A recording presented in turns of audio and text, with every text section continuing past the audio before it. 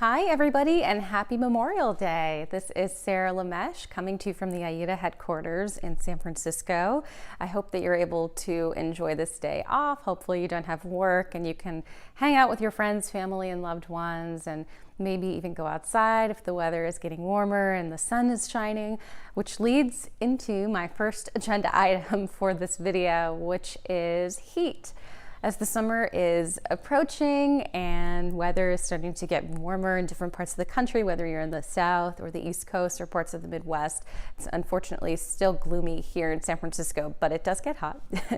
It's important to just know the signs of heat stroke, as heat-related injuries actually disproportionately affect elderly folks. So it's important to know those big symptoms, including if somebody seems delusional or confused when they're outside and they're older, maybe a sign that you want to take them to the emergency room. But I will link to kind of a quick infographic in this email that provides some tips for remaining safe in the heat. So a couple of those things that I'll just mention now.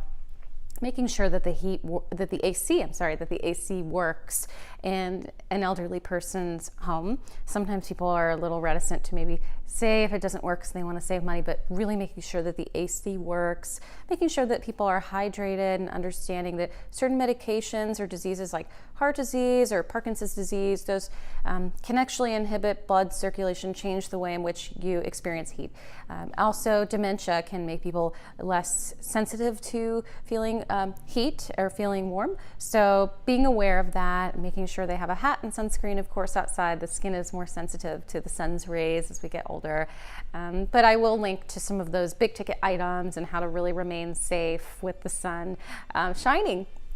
Secondly, I thought it would be interesting to you all. Our medical advisor, Dr. Russell Amesh, showed me the 5 M's of geriatric medicine the other day, and I thought it was really interesting, and I wanted to share it with you. A lot of people don't know exactly what geriatrics is, including other doctors. They may know, oh, they treat older people, but they don't know the details. So the 5 M's is a mnemonic device to remember what geriatric specialists do. So it helps doctors explain what they do, and it's cool for people like us who maybe are helping out older folks who are going to a geriatric physician and knowing what they do. So those 5 M's include mind, mobility, medication management, multi-complexity, and what Dr. Mary Toletti, who introduced the 5 M's at a geriatric conference in Canada in April 2017, matters most.